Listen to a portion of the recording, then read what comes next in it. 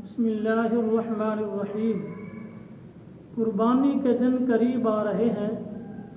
لوگ جانور کی خریداری میں مصروف ہیں، لہذا جانور کو اچھی طرح دیکھ بھال کر خریدیں۔ جانور کے اندر کسی قسم کا عیب نہ ہو، مثلا وہ ایک آنکھ سے کانا نہ ہو، اس کی دم یا اس کا کان تہائی یا اس سے زیادہ کٹا ہوا نہ ہو۔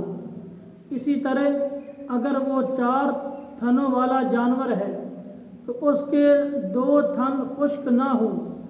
اگر 2 تھنوں والا جانور ہے تو اس کا 1 تھن خشک نہ ہو۔ اگر ایسی صورت ہوئی تو وہ جانور قربانی میں نہیں لگے گا۔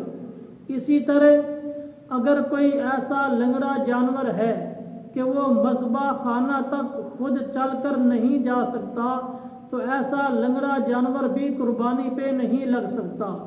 تو الغرض کوئی بھی ایسا عیب کہ جس عیب کی وجہ سے